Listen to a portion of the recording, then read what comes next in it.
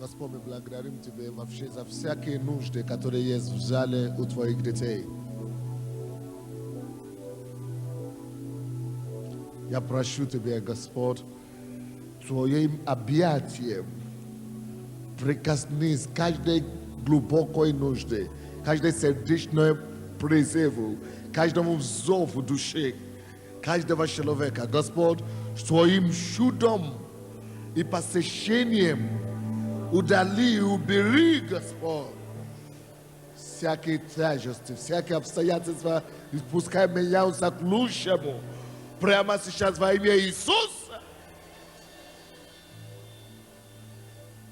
Пускай полная воля Божья состоится в вашей жизни.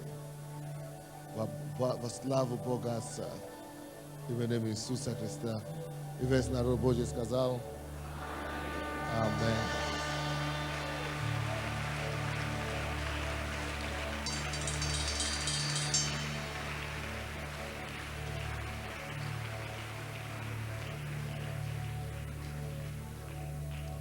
Аллилуйя.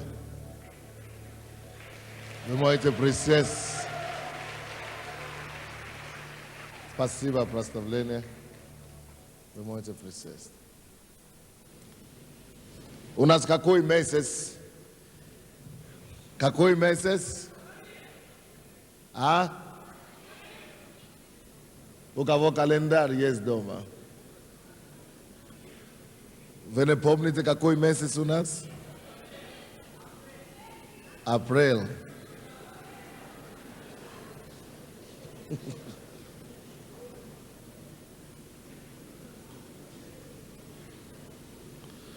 У нас месяц совета.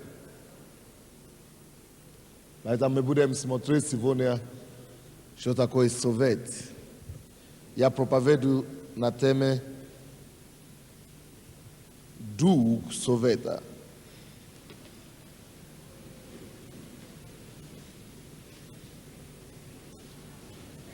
Дух совета.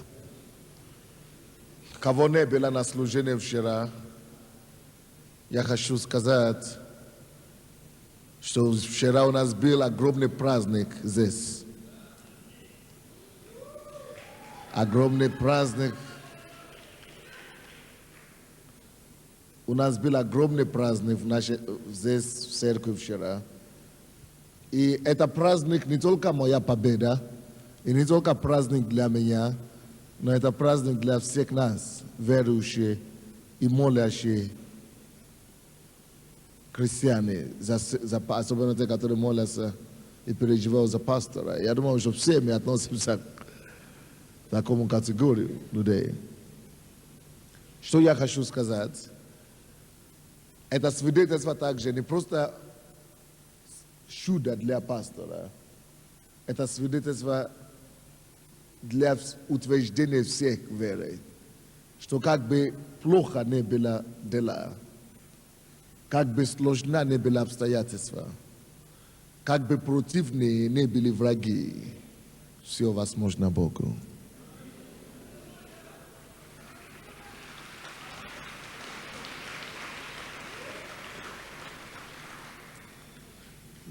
Неважно, насколько невозможно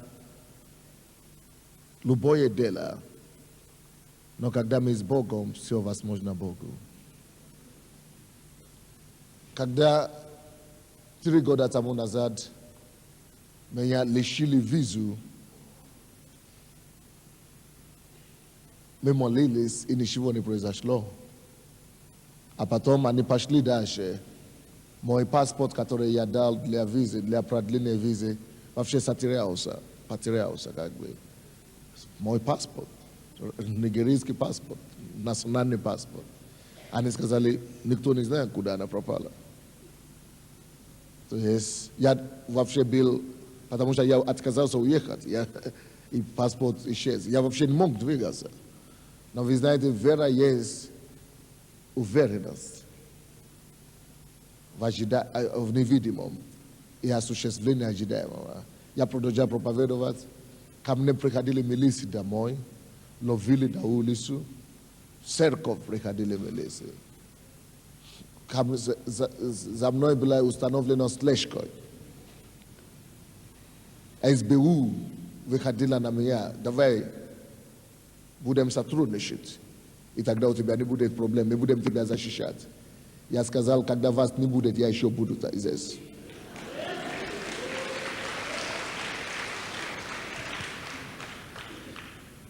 Потому что мы знаем, что правит Вселенной, всемогущий Бог правит Вселенной. Мы судились в Генеральной прокуратуре Украины, мы подали на суд на Генеральную прокуратуру Украины и победили.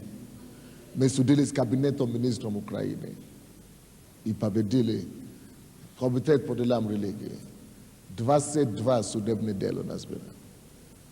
Силы, которые шли против меня, это те самые силы, которые победили, такие как Лазаренко, люди, которые правили страной когда-то. Вы помните, концерн Денди, богатая фирма была. Но сила государственного аппарата разорила эту фирму. Но, конечно, может быть, у нас разное положение с ними. Может быть, отвечали за свои дела. Может быть, у них были какие-то грехи тоже. Нечистота где-то. Но я, получается, отвечал за свое добро. Поэтому Бог смотрит на все. Но Бог выше всех. 6 апреля 1998 года, 2 года тому назад, меня вызвали с еще двумя нашими братьями. Там со мной был Глеб, потому что его фирма оформляла мои документы, а потом еще мой водитель и полковники сидели, и генерал главный сидели. И меня вызвали в МВД, и посидели все вооруженными погонами вокруг меня, а я спокойный. А потом полковник нес такие папки, большие папки под плечом и пришли. И одно говорит Сандей Адиладжа-СБУ, Сандей Адиладжа-МВД, Сандей Адиладжа-прокуратура, Генеральная прокуратура. Папки такие. Это полковники носили. И пришли, положили все на стол. И это генерал говорит, ну что ж, вам надо покинуть страну в течение 2 недель. Если вы не будете этого делать, мы будем вынуждены административные меры предпринять, административные меры, чтобы выдворить вас из страны. Я говорил им некоторые вещи там, которые Бог мне ложил на сердце. Я говорю, я еще приду. Мы еще увидимся. Но тогда, когда мы увидимся, вы будете говорить другое. Короче, меня опять вызвали 5 число, это вчера. Сегодня, сегодня 6. Меня опять вызвали спустя 2 года, 2 лет. Там просто уже сидит другой генерал. Это учреждение МВД, этого миграционной службы, уже поменяло из-за этого дела 3 начальника. Одного снимают за то, что он меня не выгоняет, вроде бы поддерживает. Другого снимают за то, что меня, слишком... короче, 3 уже поменяли лидеров, руководителей. Уже другой там сидит, который я не видел раньше. И они говорили мне вчера, 2 года весь Авир работал только на вас. Только с вами работала. То есть мы выезжали на какие-то встречи по поводу вас. Вся страна кипела. У меня есть газета, где пишется, как служба безопасности страны ударила в религию, чтобы заниматься только одной церкви. Все органы силовые собрались. Но Бог выше. Когда это все началось, лишили визу, тогда я говорю, дьявол, за то, что ты трогал мою визу, тогда я вообще буду просить не визу, а вид на жительство.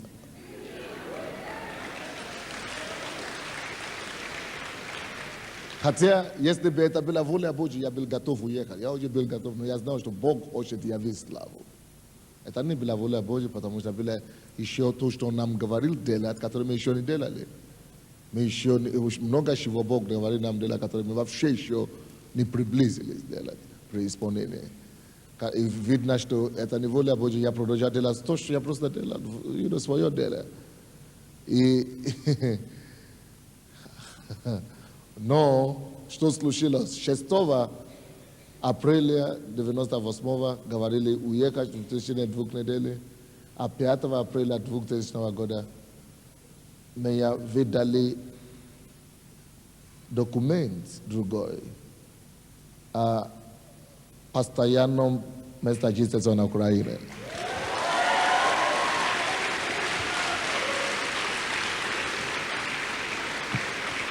С паспортом.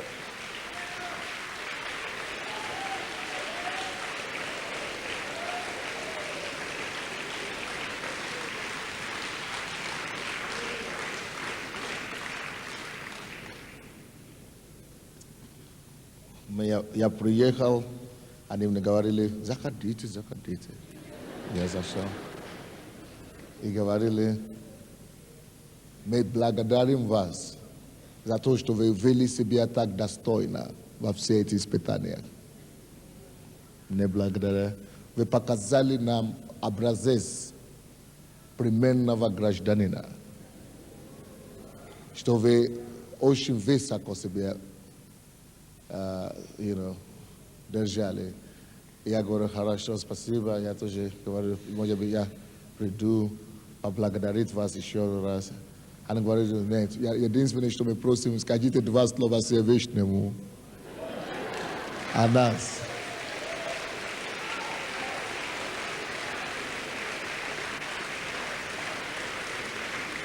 Богу слава. Вы знаете, если честно, потому что вид на жительство дается только тем жителям Украины, которые имеют родственную связь, близкие родственники. То есть только для африканцев это одна обозначает. Только если бы у меня была жена украинская. Поэтому украинца, я это знал, и украинка, я это знал, и поэтому я даже не мечтал о виде на жительство. Но просто однажды на духовном совете.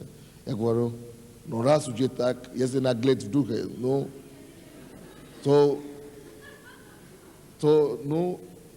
если наглед, то полностью уже наглед получается. Я уже тогда не буду просить визу. Если Богу все возможно, уже все равно отобрали. Пускай Богу делает чудо. И я сказал, давайте сегодняшнего дня мы уже не будем просить визу, только вид на жительство. И вопреки все утверждения, что только когда, если у тебя украинская жена делает фиктивные, делает фиктивные бренд разные, они меня толкнули на. Несмотря на все эти утверждения, конечно, иностранцы есть некоторые, которые имеют вид на жительство, но они покупали, не официально. Но тут вот это официально, без жены украинской, потому что кровь украинская.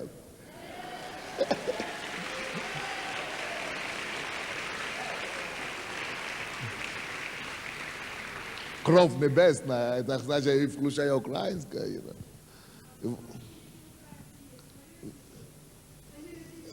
Вот мы хотели это использовать, но они говорят, не годится.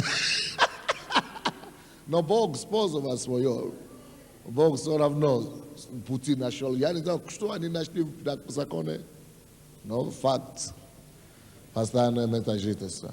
И для меня это большой вызов, потому что я сказал Богу, Господь, у меня нет причины жить на Украине, если честно, по-человечески.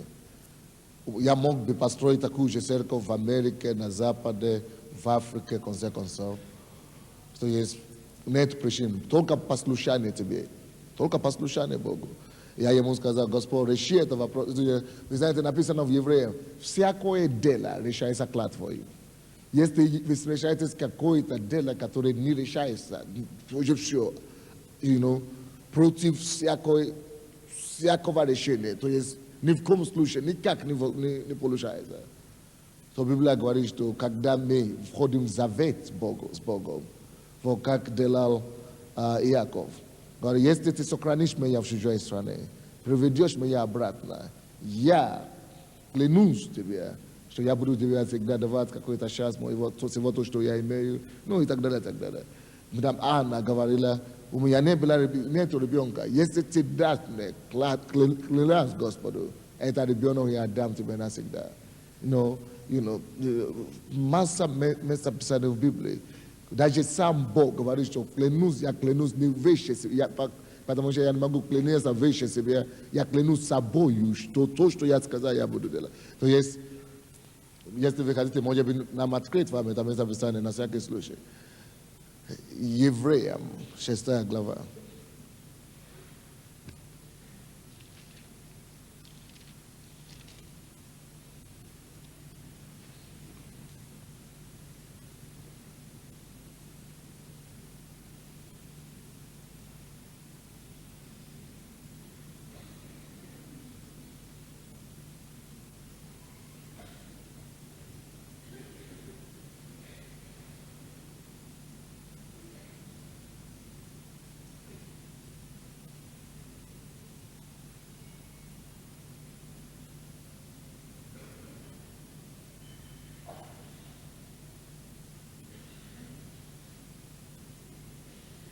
Какой там стих, что я не хочу? А?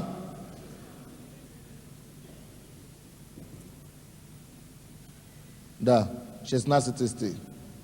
16 стих. Если вы находите какую-то проблему или находитесь в какой-то проблеме, которая ничего не решает, вы пустились, вы молились, вы... Вот, допустим, эта ситуация для меня, это была такой хороший вызов. Тут буквально, можно сказать, вся страна, именно власть, вся власть была против нас. Потому что все православные церкви, конфессии написали письмо президенту перед выбором, нужно было голосовать. Очень наши голоса разберись с этим негром. Это, он считается самой большой опасностью. Это в газете, у меня есть газета. Самая большая опасность нашей культуры и традиции.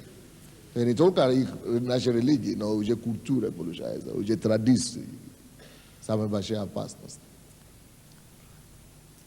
То есть уже некуда было обращаться. Если уже президент опережали тебе обращаться, уже некуда тебе обращаться. И тут, конечно, я молился очень хорошо, и ничего не помогло. Вы знаете, было время, когда я молился по 18 часов. А потом я уже просто начал говорить, Господь, пока эта проблема не решится, пока твоя слава, которую ты хочешь, чтобы была, не будет совершена, пускай эта проблема не закончится. То, что ты хочешь нам дать и нам сказать, не сказать, пока я не пойму, пускай эта проблема не решится. Я так уже просто начал молиться. Изабелла об этом, и перестал молиться. И все, просто перестал. Перестал вообще вспоминать об этом. Потому что я потом поставил это место Писания и просто поставил клятву. А какая клятва была? Я сказал, Господь, если это твоя решение быть здесь, а он мне постоянно говорит, что нет, ты еще не сделал то, что ты должен сделать, ты должен остаться здесь. И я понял.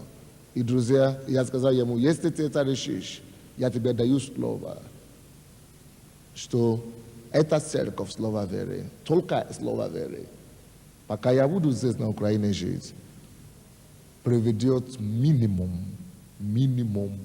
5 миллионов душ к нему. Я буду трудиться на это. И когда Бог сдержал свое слово вчера, я знал, что это сделано. 5 миллионов душ уже есть в духовном мире. Все. Потому что Бог исполняет свое, потому что Он видит уже все, Он видит конец самого начала, Он видит, что все уже совершено. Он уже видит это все, Он уже видит это людей. А для меня время работы начинается только что.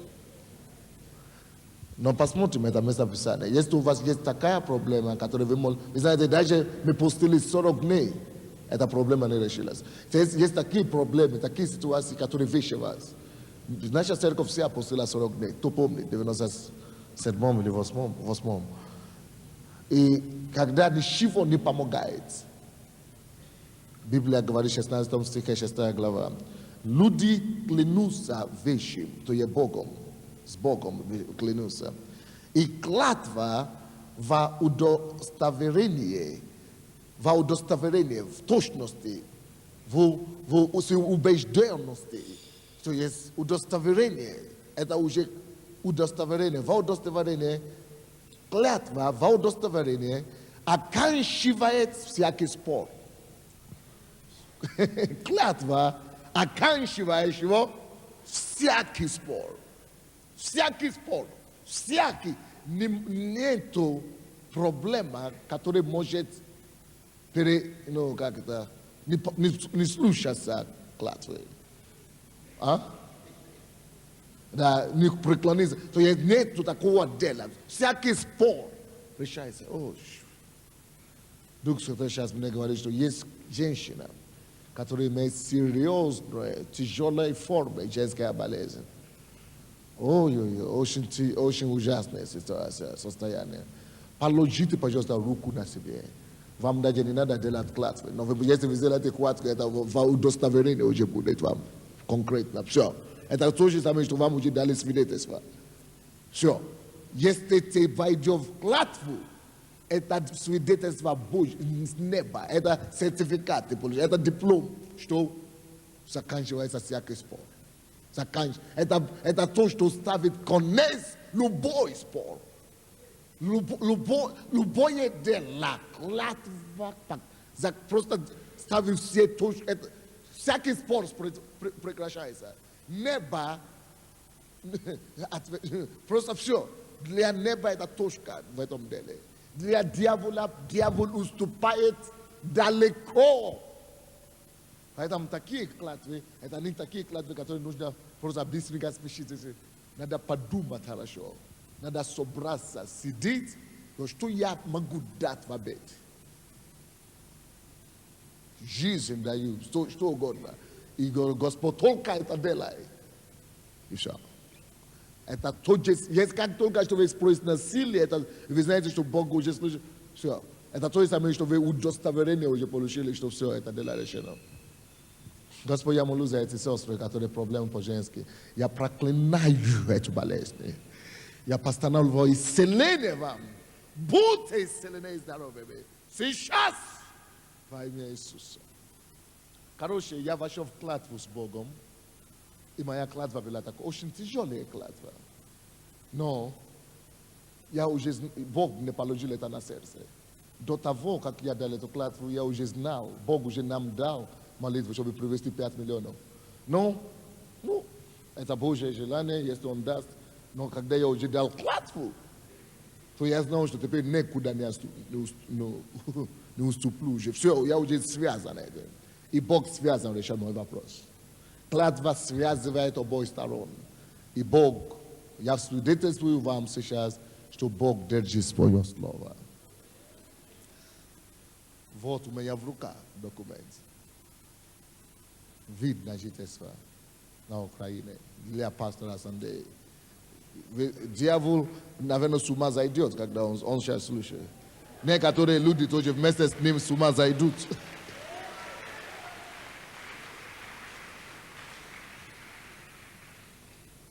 Даже после того, как суд уже решил нашу пользу, что выдать разрешение, визу, вид на жительство, вы знаете, органы сверху сказали, что ни в коем случае не дадите и все. Они говорят, что мы не можем. Хотя суд решил, но не можем. Но суд это еще не все, говорят. Но Бог знает, что Он делает. Бог это все. Так что давайте радуемся в Господе, поблагодарим Его.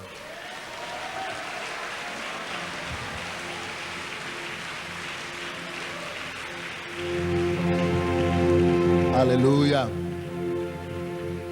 Господь, еще раз мы благодарим Тебя за Твою верность. Благодарим, что Ты верен твоем слову. И за Господь исполняющий твой обет. Господь, ты есть Бог завета. Спасибо, что ты исполнил твой завет в отношении к нам.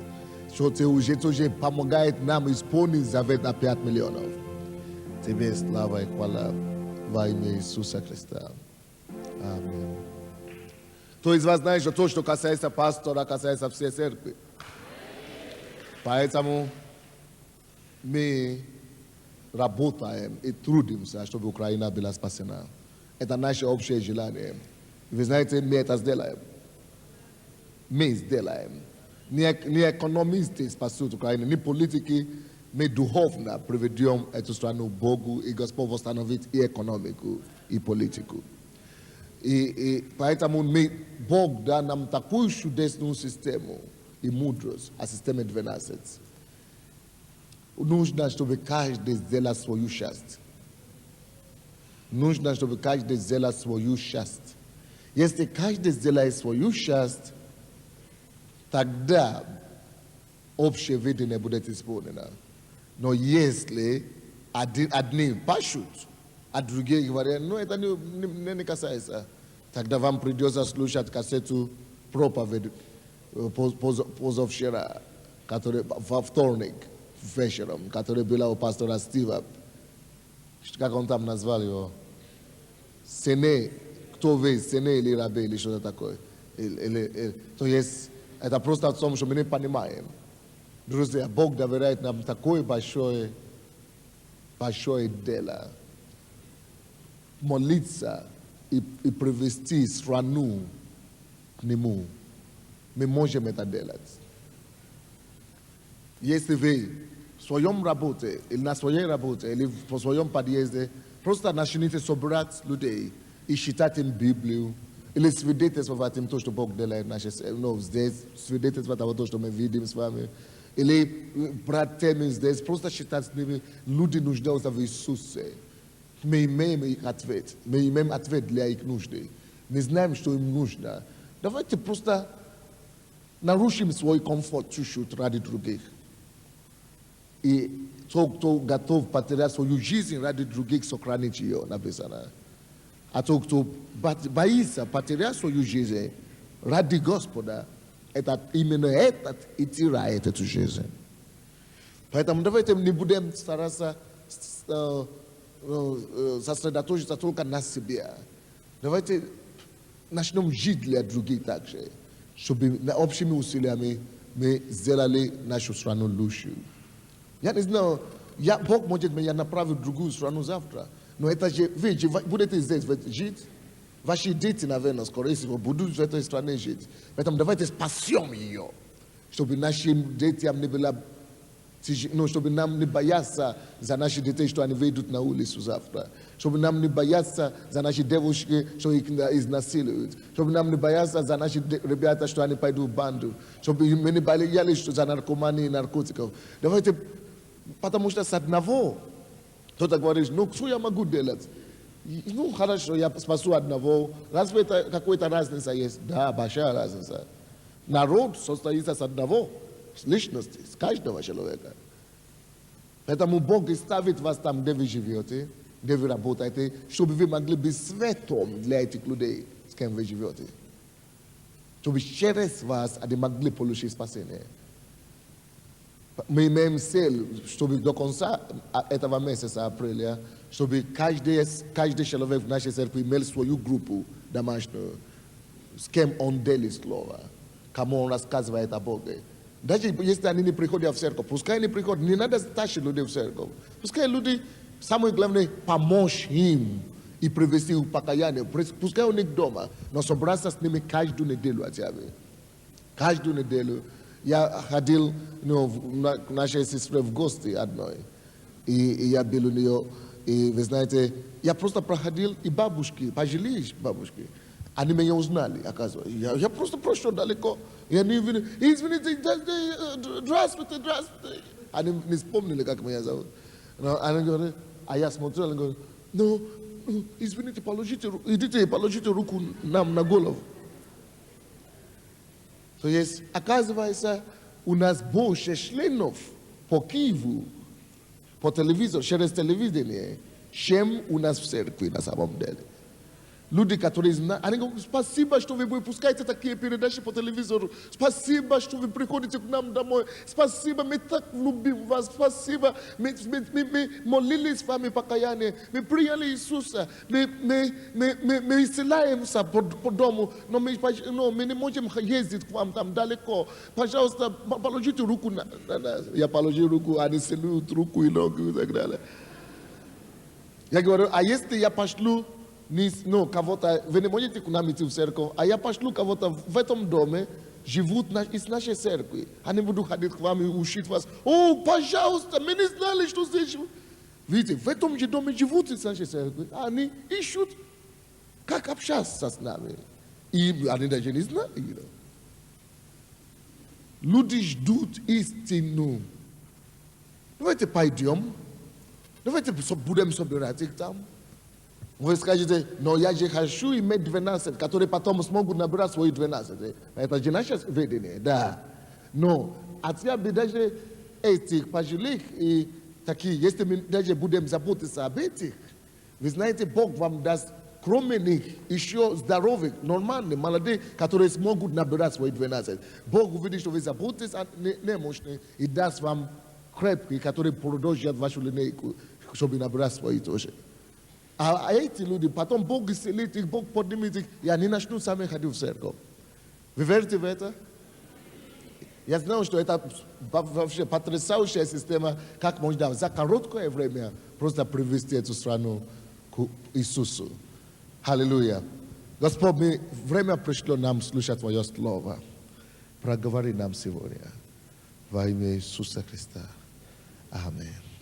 Притчи 15, очень важная проповедь сегодня. Притчи, 15 глава, 22 стих.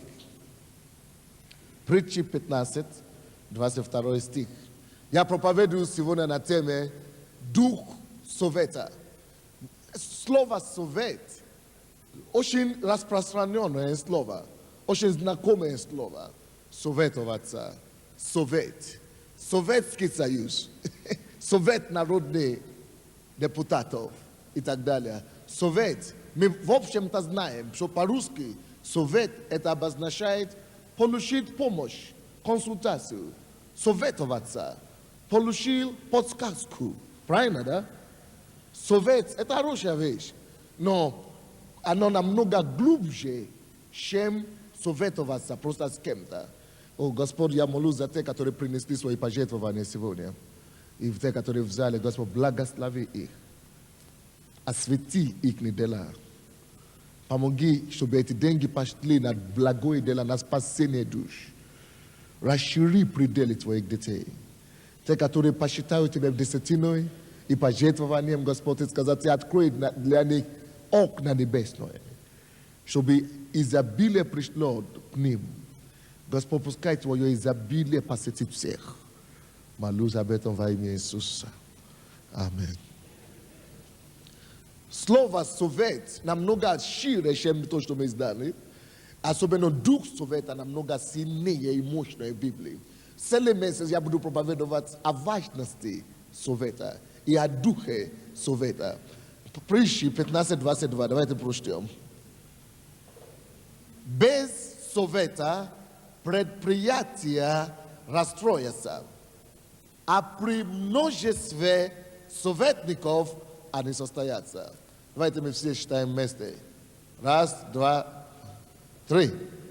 Без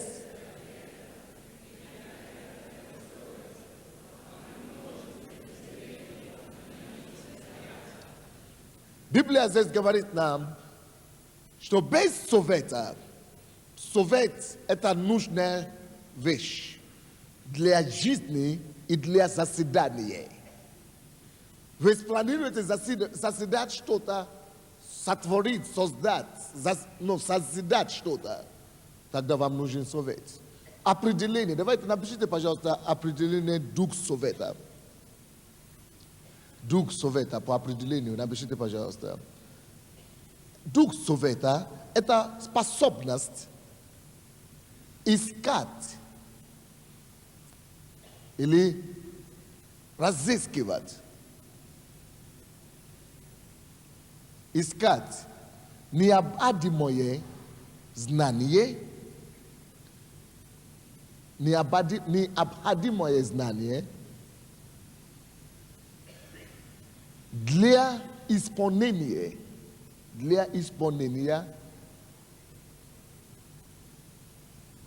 поставленной задачи или конкретной задачи.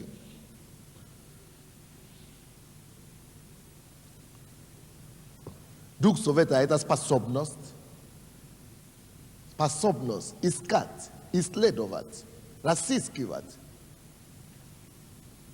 необходимое знание, то есть конкретное, именно необходимое, важное знание для осуществления поставленной задачи. То есть много знаний есть в этом мире, и когда я говорю о том, что необходимое знание для осуществления поставленной задачи, я имею в виду, что Дух Совета именно ищет то познание, которое мне поможет осуществить эту задачу. Именно не просто учится, не просто ищет знания, не просто ищет знание у кого-то, а ищет конкретное знание для решения, именно знание, которое может помочь разрешать конкретную задачу. То есть Дух Совета – это способность искать. Не просто знание. Вы знаете, допустим, январь у нас это было месяц видения, познания. Это то, что важно. Мы говорим о важности вообще познания, чтобы приобрести знание о Боге и о всем. Но Дух Совета речь идет о том, что, допустим, если я знаю, что Бог меня призвал стать бизнесменом и спонсировать Евангелие, я, может быть, закончил институт, но если я действительно серьезный и намеренный достичь свою цель, если Бог мне поставил и дал мне Дух Совета, и о котором мы будем просить в этом месяце, который Бог даст нам в этом месяце, я буду не только довольствоваться тем знанием, которое я имею, я буду начинать искать и изучать, и учиться в направлении того, не просто в направлении того, чтобы познать Бога, но чтобы познать Бога, в направлении того, что всего то, что Он обещает, о благополучии, о процветании, о том, как спонсировать и быть спонсором Евангелия. Я буду целенаправленно учиться о том, как по Библии стать миллионером. И я буду конкретно искать людей, которые уже состояли в жизни, которые уже достигли и уже там побывали в том, что я хотел. И я найду все литературы о миллионерах, мирских и христианских. Как они достигли свою цель? Вот это есть Дух Совета. Это Дух Совета толкает тебе идти, не просто поговорить по интервью, посоветоваться, а исследовать, разыскивать. Почему это нужно? По одной очень простой причине. Потому что все, что тебе нужно в этой жизни, все, что тебе нужно стать, кем тебе нужно стать в этой жизни, это все, что тебе нужно, чтобы состояться в этой жизни, уже есть у кого-то.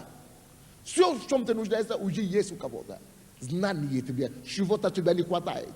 Знание, познание, как это приобрести, как прийти к этому. Поэтому Бог запрятал все, что тебе нужно, чтобы состояться, чтобы достичь свою цель, а Он уже положил это где-то. Он хранит это у щита руки, в чем-то сердце, в чем-то душе, в ком-то душе, в ком-то сердце, в ком-то руках. Уже есть то, что тебе надо. Если ты не будешь искать через Дух Совета, ты не найдешь. Поэтому Иисус говорит, что просите и получите, но ищите. Есть некоторые вещи, которые не можно просить и получить. Но есть другие вещи, которые просить уже бесполезно. Нужно начинать искать. Вот почему молитва хорошо. Но есть некоторые стадии и достижения цели в этой жизни, когда молиться одно уже не поможет. Нужно молиться, но идти дальше и войти в уровне искания. Вот это уже уровень Духа Света. Когда ты начинаешь искать целенаправленные информации и необходимые познания тому, чтобы ты состоялся и совершил твою цель. Теперь с этим определением давайте посмотрим еще раз на то место Писания, которое мы читали. Что теперь говорит, как теперь будет звучить это место Писания в наших ушах. Притчи 15:22. Без совета предприятия расстроятся. Да? Расстроятся, да? Предприятие – это не обязательно завод. Это не обязательно фабрика. Имеется в виду предприятие, всякое дело. Всякое дело расстроятся без совета. Hello? Расстроиться – это антоним заседаться. То есть, если совет заседает, то отсутствие совета разъединяет и расстраивает, и разрушает предприятие. Допустим, возьмем одно дело. Написано, что всякое предприятие без совета расстраивается. Допустим, возьмем одно дело. Каждый из нас должен или хочет, или желает заседать, созидать свою семью. Если вы желаете заседать семью, то это есть дело, это есть предприятие. И Библия говорит нам, что без совета всякое дело, любое дело, все дело расстраиваются. Поэтому, если я хочу иметь успешную семью, успешную семейную жизнь, успешный брак, тогда, если я уже знаю, что без совета предприятие расстраиваются, тогда я советуюсь. Вы знаете, многие из нас именно поэтому мы имеем проблемы брака, особенно в миру, когда мы были. Мы имеем проблемы брака, потому что мы не достаточно получили по определению, что такое Дух Света, способность искать необходимую информацию для осуществления поставленной задачи. Моя поставленная задача – это построить успешный брак. А я живу, который просить уже бесполезно. Нужно начинать искать. Вот почему молитва хорошо. Но есть некоторые стадии и достижения цели в этой жизни, когда молиться одно уже не поможет. Нужно молиться одно и идти дальше, и войти в уровень искания. Вот это уже уровень Духа Света. Когда ты начинаешь искать целенаправленные информации и необходимые познания тому, чтобы ты состоялся и совершил твою цель. Теперь с этим определением давайте посмотрим еще раз на то место Писания, которое мы читали. Что теперь говорит, как теперь будет звучить это место Писания в наших ушах. Притчи 15:22. Без совета предприятия расстроятся. Да? Расстроятся, да? Предприятие – это не обязательно завод. Это не обязательно фабрика. Имеется в виду предприятие, всякое дело. Всякое дело расстроятся без совета. Hello? Расстроиться – это антоним заседаться. То есть, если совет заседает, то отсутствие совета разъединяет и расстраивает, и разрушает предприятие. Допустим, возьмем одно дело. Написано, что всякое предприятие без совета расстраивается. Допустим, возьмем одно дело. Каждый из нас должен или хочет, или желает заседать, созидать свою семью. Если вы желаете заседать семью, то это есть дело, это есть предприятие. И Библия говорит нам, что без совета всякое дело, любое дело, все дело расстраиваются. Поэтому, если я хочу иметь успешную семью, успешную семейную жизнь, успешный брак, тогда, если я уже знаю, что без совета предприятие расстраивается, тогда я советуюсь. Вы знаете, многие из нас именно поэтому имеем проблемы в браке, особенно в миру, когда мы были. Мы имеем проблемы в браке, потому что мы не достаточно получили по определению, что такое Дух Святой, способность искать необходимую информацию для осуществления поставленной задачи. Моя поставленная задача – это построить успешный брак. А я живу, вижу, как папа, мама живут. Я думаю, у меня еще лучше будет. Я не работал в этом направлении, я не трудился в этом направлении, я не вложил себя в это направление, я не взыскал все возможные и невозможные знания, опыт и переживания в этом направлении. И я просто так думаю, я же люблю свою жену, я же буду любить свою жену. У меня получится. У меня не будет такая проблема, как у мамы и папы. Я умнее их, вот я более современный, значит. То есть, вы просто автоматом вы думаете, что-то получится. Hello, в этой жизни ничего просто так автоматом не получается. Вообще жизнь не робот. Жизнь это не мотор или механическое какое-то. Не. Нужно что-то делать, чтобы что-то получить. Допустим, физика говорит нам, что все остается в положении без движения, недвижимости. Состояние чего? Покоя, да. Все остается в состоянии покоя, пока усилие не прилагается. Пока давление не прилагается. Все в этой жизни остается в состоянии покоя, пока усилие, давление не приложится. Вот это стул, эта кафедра может остаться так 10 лет, если никто не тронет. То же самое в духовном мире. Если ты не делаешь что-то, ты не прилагаешь какое-то усилие, ты не приносишь какое-то давление, чтобы какой-то вопрос, какие-то дела двинулись в своей жизни, ничего автоматом не получается. Автоматом ничего не бывает, даже если ты будешь молиться. Нужно еще и делать. Вот почему, если ты хочешь заседать семью, допустим, не только надо смотреть, как твоя мама и папа живет. Это еще не вся семья.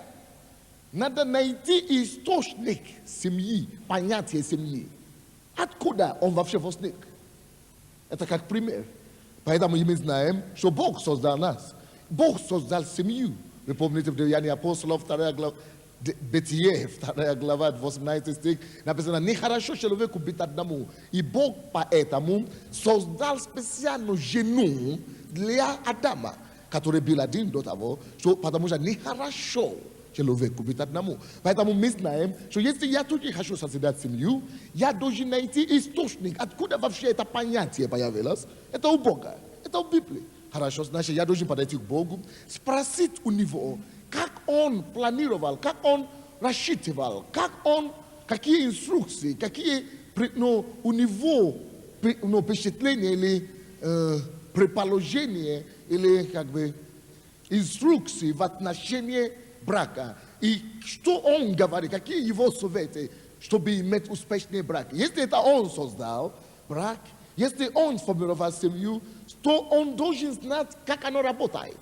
Это то же самое, допустим, что вот у меня шоссе, кто-то придумал, конструктор называется, это шоссе сделал. Любой конструктор, это элементарное дело для него, что он знает, как это шоссе должно работать. Потому что он конструктор. Он знает каждые детали, которые здесь. Он все нарисовал. Он знает все, что касается этого. Потому что он автор. Он знает все, что механик даже не знает. Или как кто не механик, то. Мастер не знает. Шоссевщик не знает. Может быть, если она поломается, я могу пойти к мастеру. И он говорит, я не понимаю, это французский шоссе. Делай, не работает. Бывает такие случаи. Но если вы отнесете на завод, производителю, запросто. Производитель знает все. То же самое производитель или автор семьи, есть Бог, допустим. Он знает все, что нужно, чтобы она была успешна. Вообще без без порока, без упреков всяких. То есть Бог знает, что все. Это, например, поэтому я изучаю все в отношении семьи в Библии. Я начинаю изучать, это есть Дух Совета, потому что я хочу иметь успех на самом деле. Когда я еще не был женатым, я еще был холостым и ходил, молился, кто будет моя жена. Я намного начал, я 8 лет изучал этот вопрос для себя. Потому что я видел много очень несостоящихся свадьбы и жены. И они любили друг друга, потом не получается. Поэтому я читал все книги, кроме Библии, я начал читать все книги, которые можно. И мирские, и христианские. Потом я обнаружил, что в мирские ничего особенного там найти. Но я считал все равно, может быть, что там можно плохие примеры какие-то подчеркнуть. Но надо считать все, что нужно будет. Это только в отношении брака. Потому что написано, что без совета всякое предприятие, какая бы у нас ни была любовь, мы можем летать на облака. Но если без совета, без предприятий, без достойного и нужного подготовки, вроде бы любили, у нас никогда не будет проблем. Молодец. Ты не первый, кто такой заявил. А потом пожили год, 2, может быть еще и ничего, но уже споры маленькие начали. 3, а потом я уже его не люблю. Я разлюбил. Ерунда, нет такого понятия, как разлюбил. Потому что если ты разлюбил человека, это значит, ты его не любил. Это была влюбчивость, значит. Это была плоть. Потому что любовь не перестает. Когда она любовь. Если ты разлюбил человека, это значит, ты еще не все понял в отношении любви. То, что надо было понять. Значит, тебе как раз Дух Совета катастрофически не хватает. Срочно нужен. Срочно.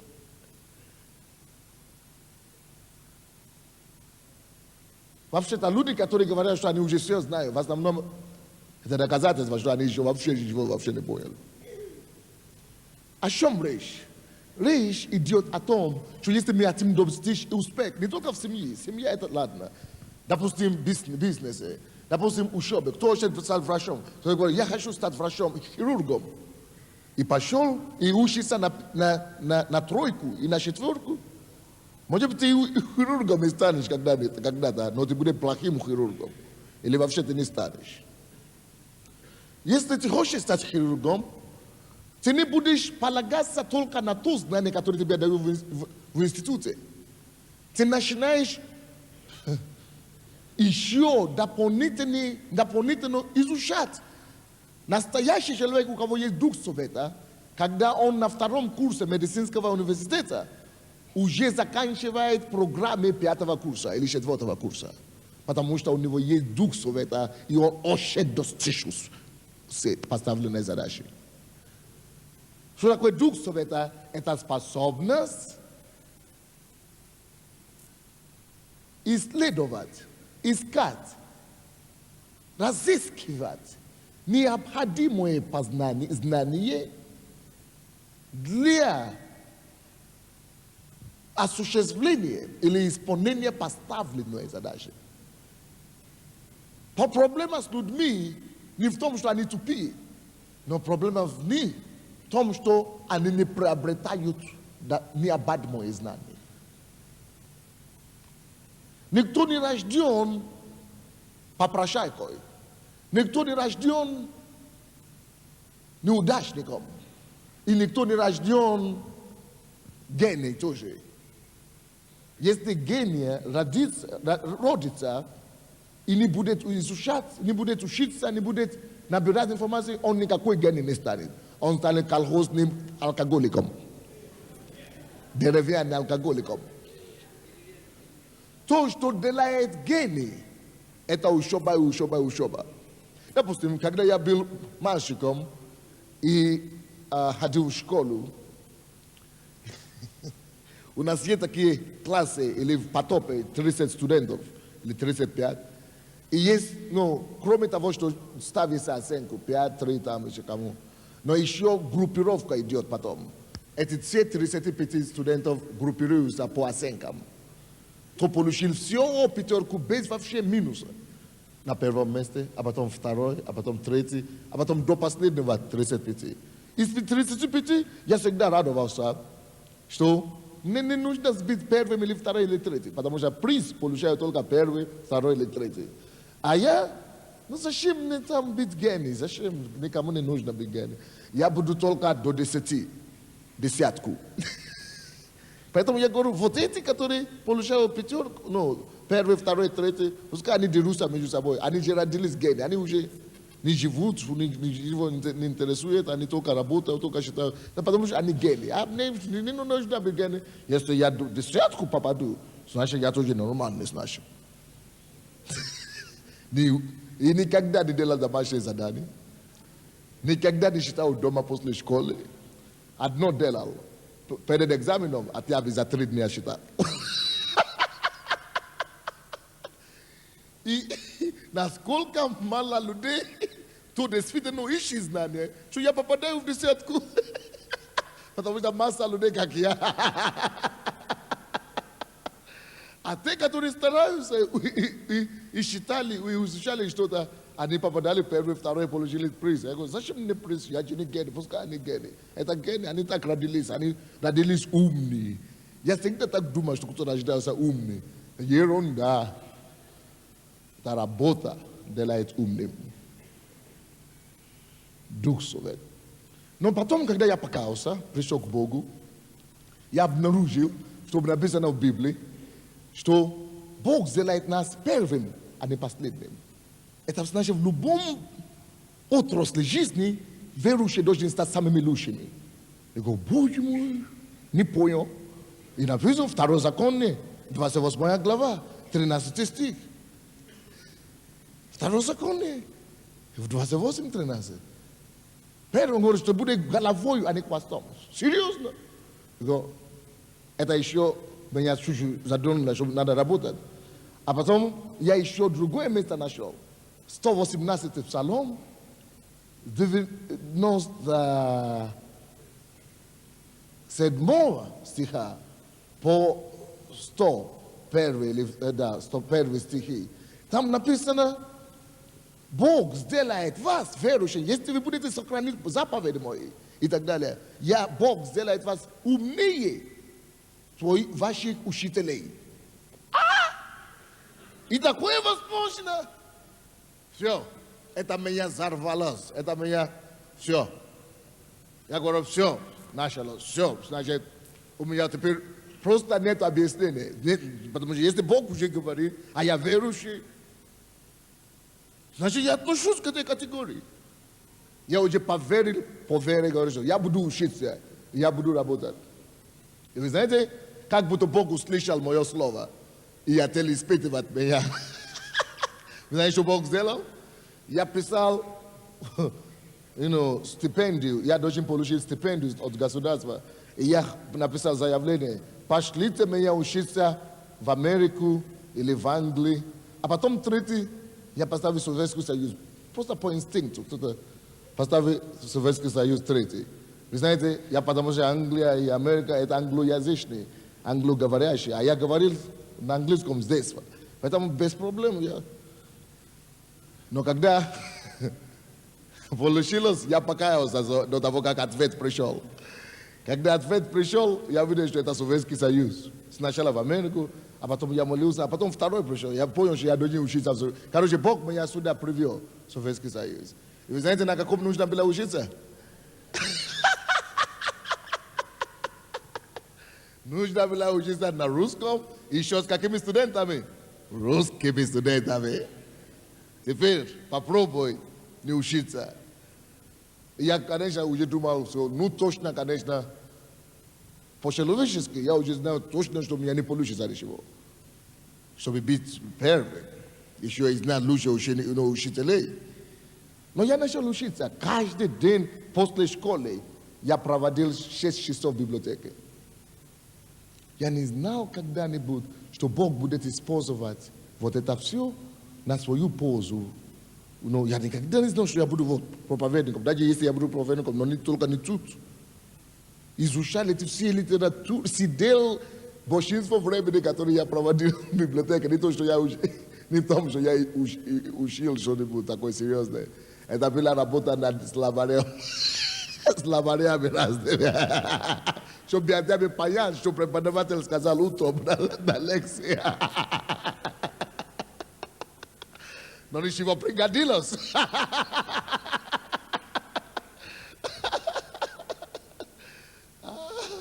Короче, в смысле в том, что несмотря на то, что это кажется очень тяжело, и я стал самым лучшим. Кто-нибудь из Беларуси здесь есть? Но ничего, они были на конференции. Я стал самым лучшим студентом в БГУ, Белорусский государственный университет, когда я закончил через 5 лет, и получил красный диплом. Будучи иностранцем, вместе с русскими учился. А русские, они, знаете как, только стипендию, чтобы получили, тогда давали стипендию, я не знаю, сейчас еще дают или нет. Потому что если ты только будешь слишком, ты получили. Но некоторые были, которые занимались. То есть не в том, что кто-то гений или кто-то не гений, надо заниматься. В чем дело? Поэтому любое предприятие расстроится. Допустим, кто-то сейчас слушает меня, сейчас везде, где бы я не проповедовал, люди спрашивают, а вы какую библейскую школу закончили? Я говорю, я никакую не закончил. Я наоборот, сам соседаю в библейскую школу. Я не закончил никакую библейскую школу, не посещал их никогда. Откуда вы тогда столько знаете? Конечно, мы можем говорить помазание и так далее. Но я вам скажу, помазание это помазание. Научиться, учиться и учиться. Заниматься надо.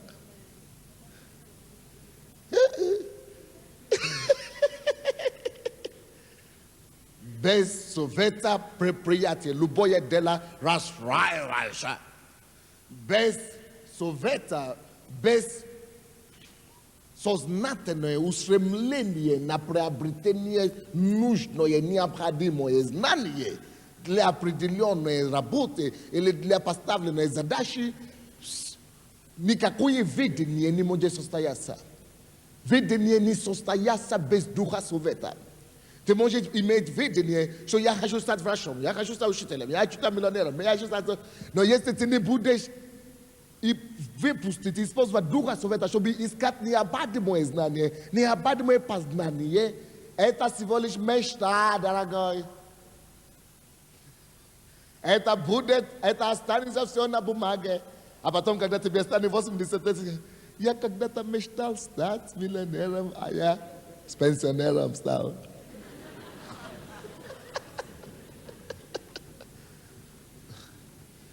Слава Богу за Библию, скажите. Который направляет и учит нас все необходимое в жизни. Дух совета. Давайте посмотрим это еще раз. 15 глава, Притчи, 22 стих. Давайте опять прочтем вместе. Без совета предприятия расстроятся. Это значит, то же самое можно сказать, без совета видение, планы расстроятся. Без совета мечты, желания, планы расстроятся. А что такое совет? Способность гнаться за необходимыми информациями, познанием, которые относятся к поставленной задаче. Без этого духа совета вы никем не станете.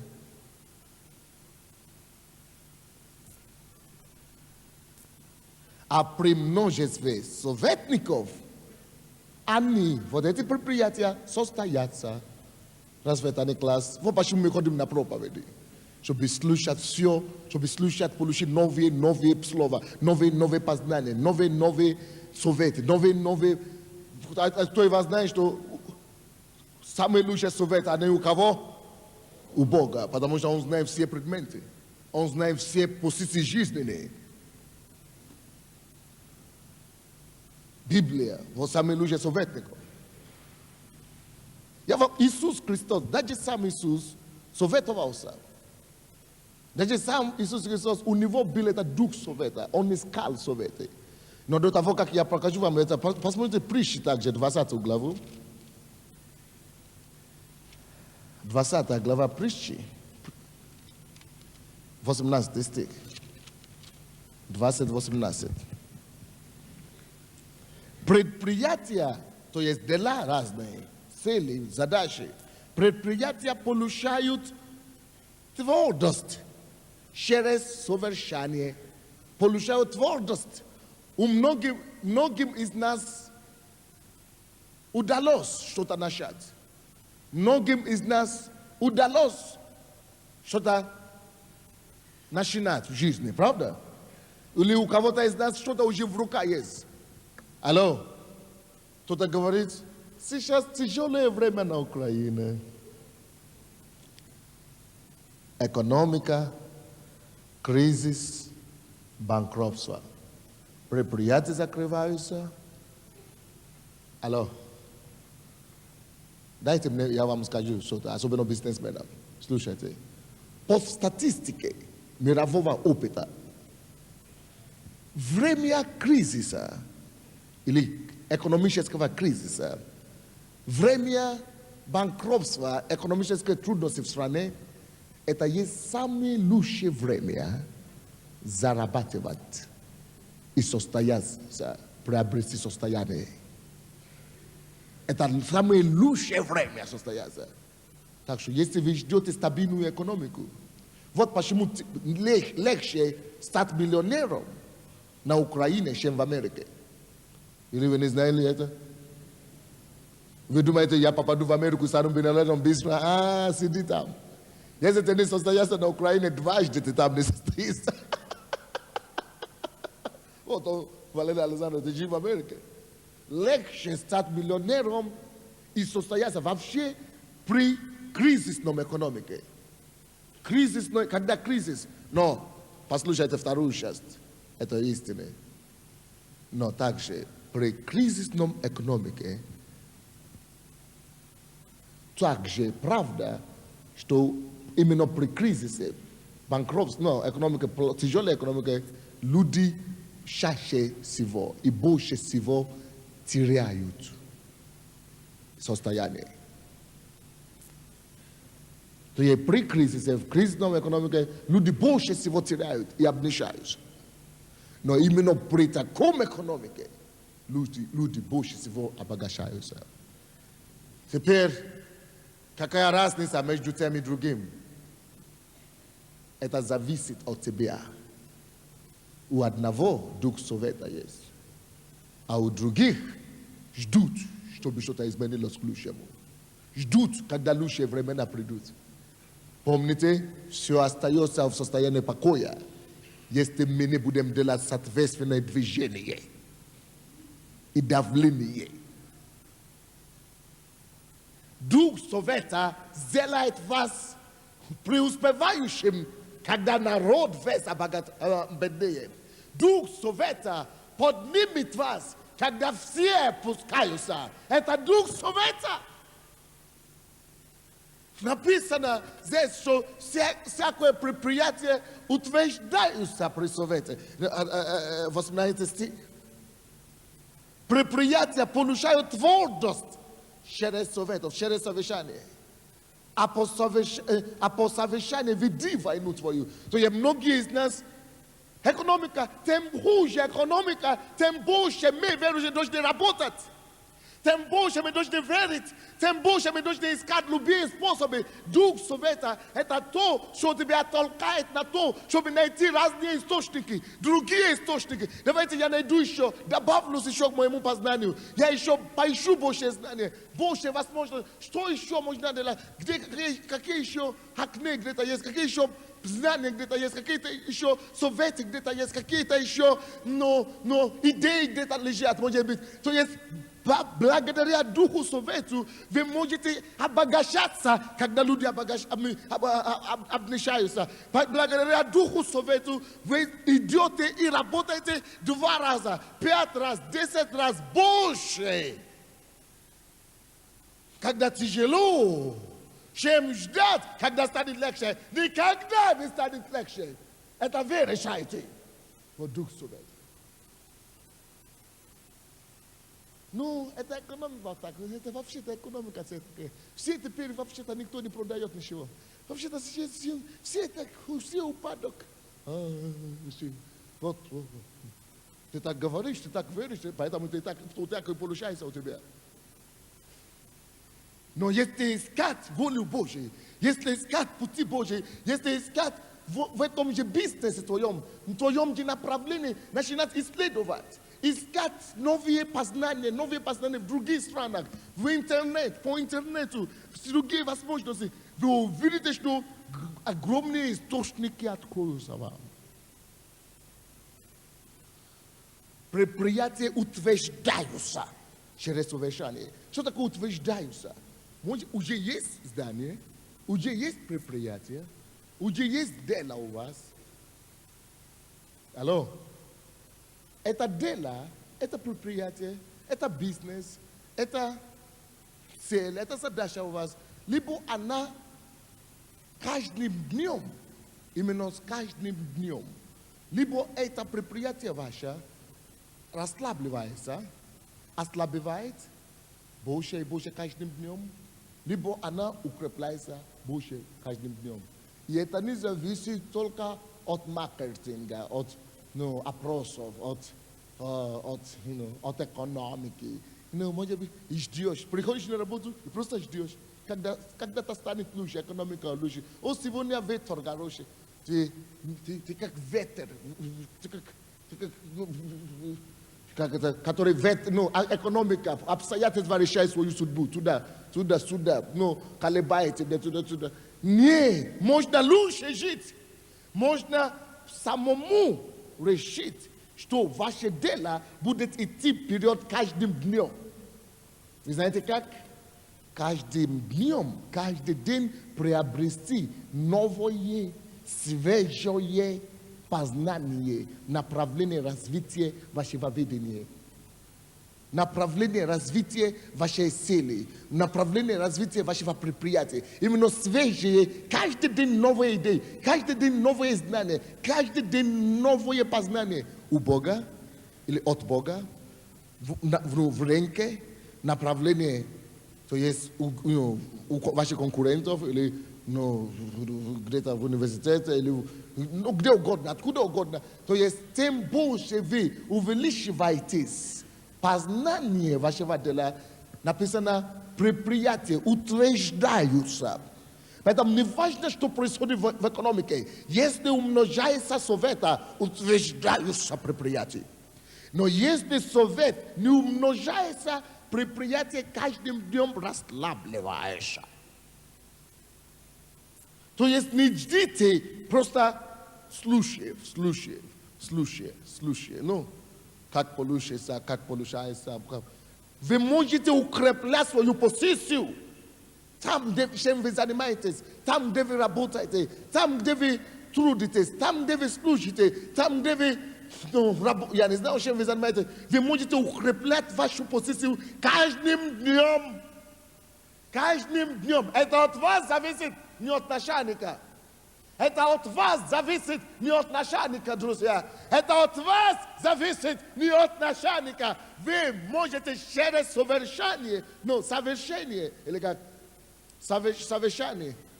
Через совершение, через советов укреплять ваши позиции, ваши предприятия.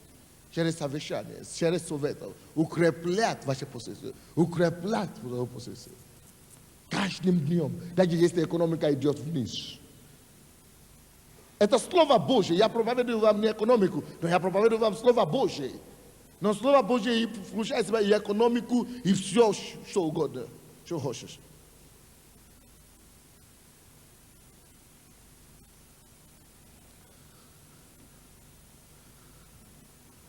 Еще раз прочитаем стих. 18 стих, 20 глава. Предприятия получают твердость через совета или через совещание. Твердость. Кто хочет, чтобы его жизнь приобрела твердость? Вот почему мы все должны читать с вами Библию каждый день. У меня есть хорошая семейная жизнь, хорошие отношения с женой, но я все еще считаю, что Бог говорит о семье, об отношениях с женой. Чтобы улучшить ее каждый день, чтобы сделать это отношение более творческим. Я помазанный человек, но я все еще ищу помазание. Я хорошо проповедую, но я все еще ищу познание. Чтобы сделать мое служение творческим, чтобы сделать мое помазание более твердым, чтобы сделать мое призвание более твердым. Это от нас зависит. Если мы умножаемся в это, мы умножаемся в этом направлении, которое мы ищем. Вы понимаете меня? Это очень важные вещи, мы говорим. Это месяц вообще очень важный будет для нас. Если мы будем жить по тому всему, то, что мы учим, то, что Бог открывает нам в этой церкви, мы станем самыми состоятельными людьми в городе. Но кто из вас знает, что не хватает только слушать? Надо еще быть делателем. Не надо нам просто слушать очередные проповеди, говорю, я тогда приду, пойду опять слушать, что будет новое, пастор опять скажет. Надо задавать себе вопрос после каждой проповеди, что я могу делать в моей жизни после этой проповеди, что мне менять в моей жизни после этой проповеди, что мне улучшить в моей жизни после этой проповеди, что мне исправить после этой проповеди. И на следующей проповеди надо задать себе другой вопрос. Успел ли я сделать что-нибудь после той проповеди? Сделал ли я какие-то шаги конкретно после той проповеди? Вот не просто слушать их и набирать знания. Знание надмевает. А практика, опыт утверждает. Это мудрость. Мудрость возвеличивает. Так что по совещанию веди свою войну, написано. По совещанию, по советам веди свою войну. Что значит? Жизнь – это война. То есть это борьба. То есть по советам веди свою войну. Это значит, по советам живи свою жизнь. По советам решай твои вопросы. По советам заседай твою жизнь. По советам утверждай все направления твоей жизни. У тебя дети растут, ты не хочешь, чтобы они стали алкоголиками или наркоманами в будущее, или проститутками. Начни теперь уже учиться, как воспитывать их. Я уже сейчас учусь, я уже знаю, чем буду заниматься, чем я буду заниматься с моим ребенком, когда ему будет 9 лет, 8 лет. Я знаю, как мне заниматься с ним, когда им будет 13 лет, 15 лет. Я знаю, как мне заниматься с ним, когда ему будет 18 лет, 20 лет. Я сейчас уже это изучаю, чтобы расплох меня не достало, когда они вырастут, а потом я сам просыпаюсь и говорю, тебе уже 13 лет, а я не знал, что делать. Совет, это дух совета называется. Это дух совета называется. Это дух совета называется. Это дух совета называется. Одно место Писания закончим. Посмотрим жизнь Иисуса. Если сам Иисус искал совета, жил по духу совета, то нам тем более. Иисус имел дух совета. Упражнялся в духе совета. Евангелие от Луки, 14.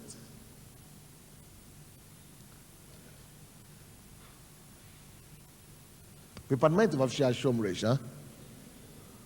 Теперь вы поняли, что советоваться это намного глубже, чем мы думали.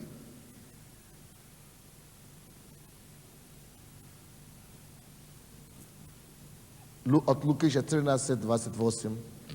По 32 стих. Ибо кто из вас, желая построить башню, не сядет прежде и не веществует издержек. Имеет ли он, что нужно для совершения ее, дабы, когда положит основание и не возможет совершить, все видящие не стали смеяться над ним, говоря, этот человек начал строить и не мог окончить.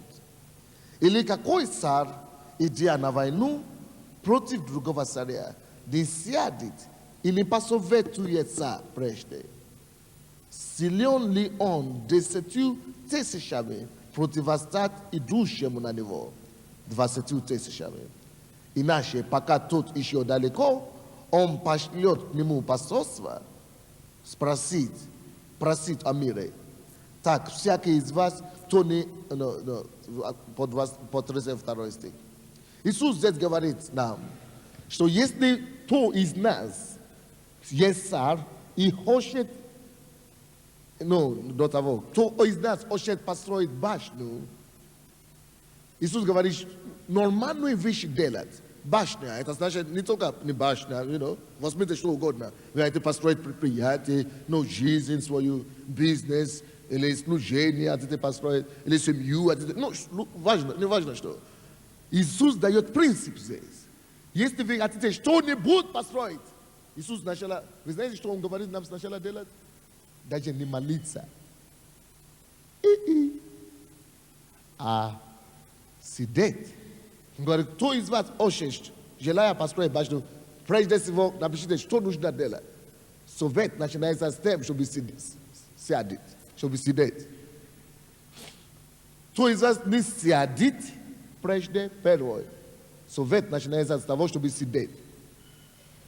Подумать, короче. Сидеть и собраться, короче. Сидеть, прежде, и не вычислить издержек. Второе, что нужно делать в совете, советоваться, это значит сидеть, собраться, сидеть, то есть подумать. Второе, считать.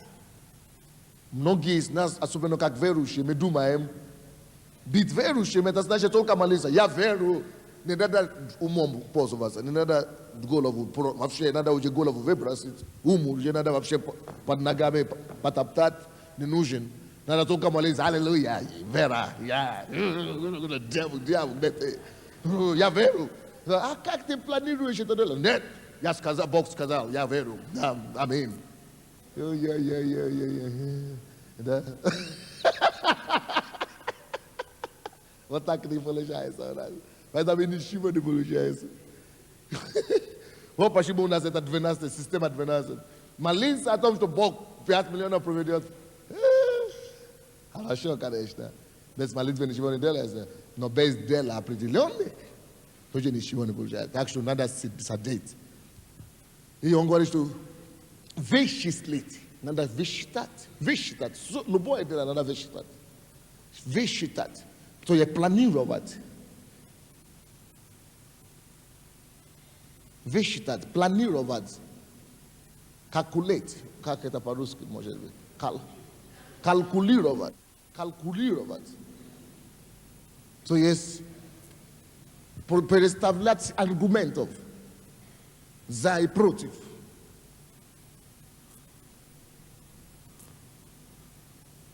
Молитвенно, конечно, все это. Во всей каждой стадии должна быть молитва. Это второе, что нужно делать. Высчитать. Издержек. То есть издержка, это значит концовку, подумать о совершении этого дела. То есть издержка, как концовка будет. Это будет дефицит, это будет минус или плюс. Это третий пункт. Думать о концовку. Не просто думать, что я не знаю, как будет конца, я только думаю, я знаю, что будет сначала. Написано, что Иисус Христос, Он был заклан до начала мира. Он еще не родился, он уже был заклан. Бог знает конец дела, всякого дела, прежде его начала. Вот Дух Совета.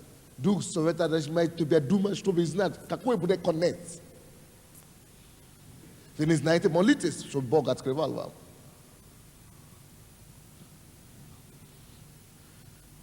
Это третье, да? Четвертое. Имеет ли он, что нужно для совершения? Видите, концовку. Это третье, которое мы говорим. Дабы, когда есть положит основание, то есть совершение важно, конец. И здесь, какой будет концовка? Мы должны думать об этом. Или какой сад, идея на войну против другого. Не сядет, опять тут начинается. Тут сядет надо будет. Подумай, собираться. И не посоветуется прежде.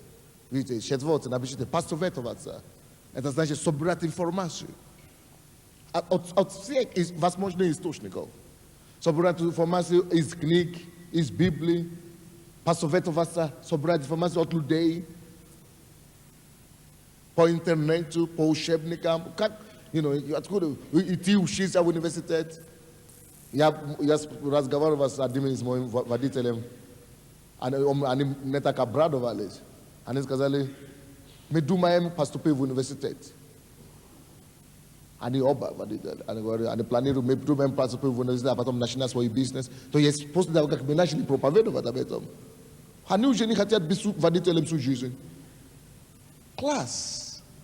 Разве это не здорово? Люди хотят теперь состояться. Разве это не здорово?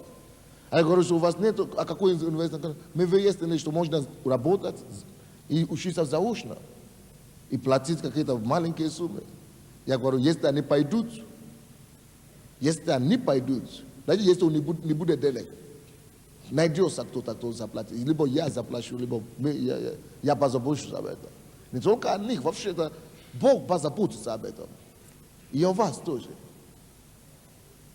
Вообще само желание. Это Дух Совета. Вы хотите с кем-то стать, наберите, посоветуйтесь, наберите знания максимально в это направление, чтобы не было провала. Это есть Иисус Христос сам говорит. Если бы это я говорил, это вы бы сказали, у пастора Санды нету веры. Даже один человек в нашей церкви здесь, я говорил ему, что у нас в церкви пожертвования, да? Вот все эти пожертвования, которые мы собираем, мы разделяем. Это Дух Совета. 10% мы сами даем десятины, мы сеем других служителей, других церкви. 10% мы даем, выделяем отдельно на нужды людей. Ну, милосердие, мы называем, на статьи милосердия. 10% мы на евангелизацию. Ну, короче, мы по статьям вот так разделяемся, 30% на аренды и так далее, и так далее.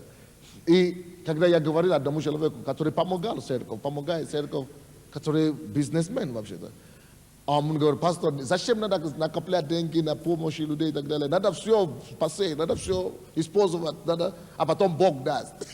Это я, пастор, он просто член, он не так говорит. Что все эти деньги не надо накоплять на евангелизацию. Бог даст, когда нужно будет, Бог даст. Читай Библию. Некоторые люди, вы берете только одну кусочку из Библии и побежали, наглялись. Надо всю Библию брать. Надо балансировать Библию. Я говорю, что мы накопляем деньги на оборудование. Они говорят, не, зачем? Если бы мы не накопляли, мы бы не купили эти, когда они пришли.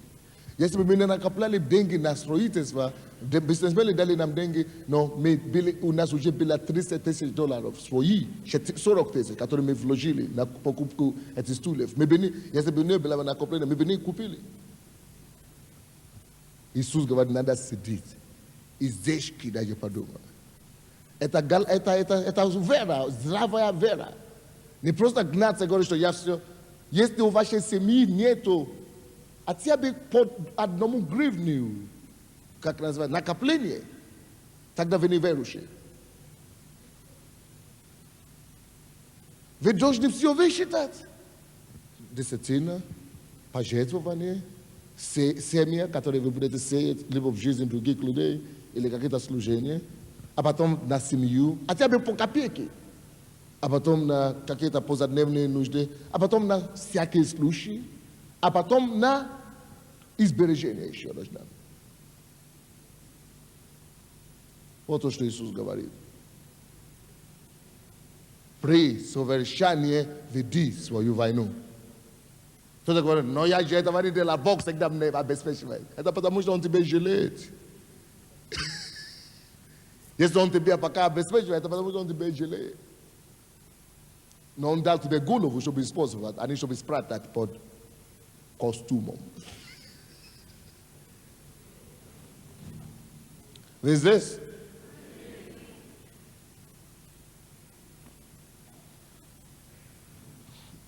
Дух Совета. Бог поможет нам. Давайте встанем.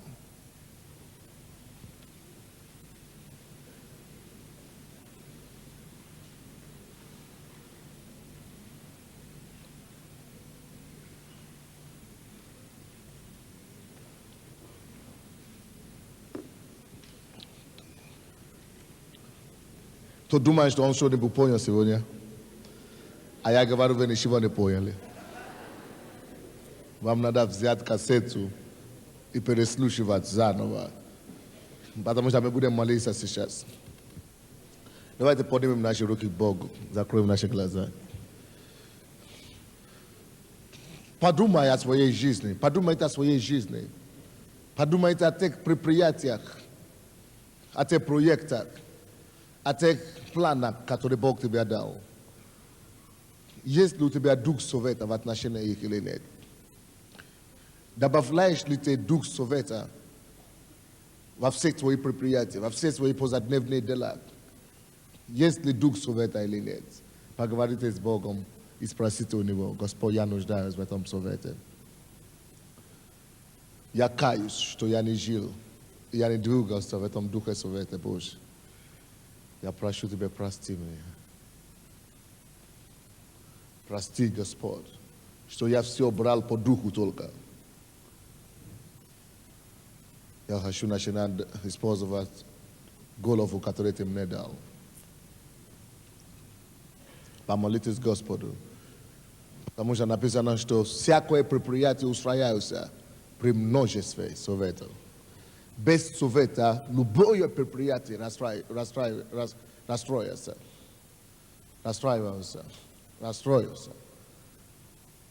Если вы не будете накоплять знания Божьи в отношении созидания вашей семьи, вашей жизни, все это расстроится. Все это упадет. Все это упадет. А потом у вас начнется проблема в семье, у вас начнется проблема с детьми, у вас начнется проблема на работе. Поэтому вам нужны советы. Давайте спросим все у Бога. Я нуждаюсь в совете Божьем. Помоги мне. Если у тебя дети, может подростки, получаешь ли ты советы, нормальные знания, чтобы воспитывать этих детей нормально, чтобы они не стали позором потом. Если у тебя жена, если у тебя муж, получаешь ли ты необходимые знания в том, чтобы быть поддержкой и назиданием и ободрением для друг друга или нет? Чтобы потом не стать друг друга ненавидеть. Проси у Бога: Господь, помоги мне, я нуждаюсь в Твоем совете, я нуждаюсь в Духом совете. Господь, наполни меня этим Духом. Наполни меня этим Духом, Господь.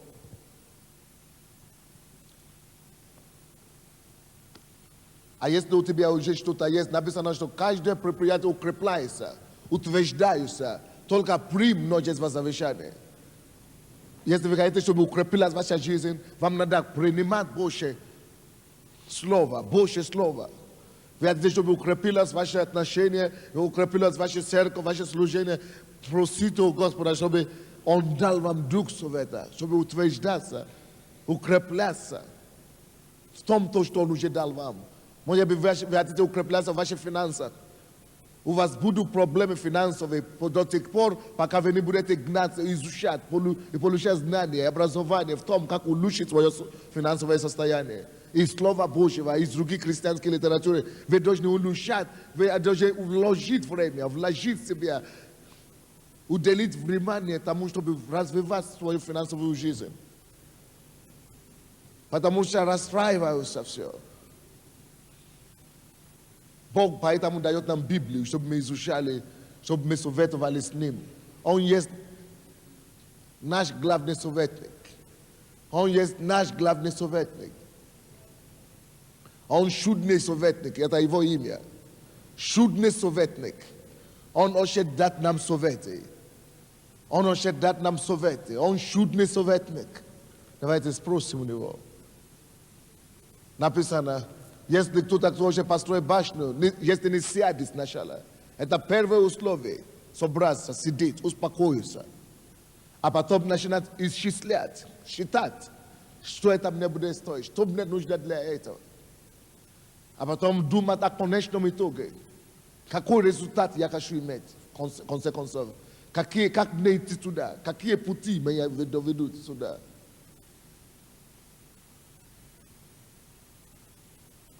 А потом надо спросить, откуда мне брать необходимые знания?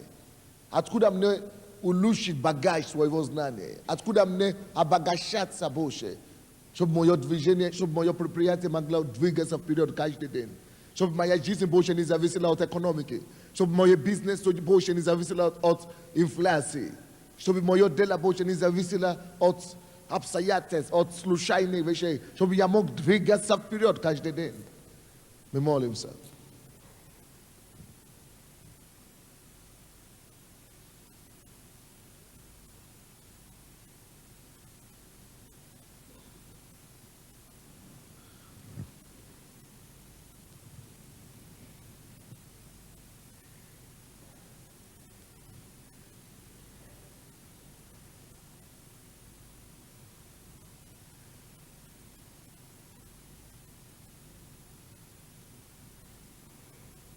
Я буду молиться за то, чтобы Бог дал нам Дух Света во все направления нашей жизни.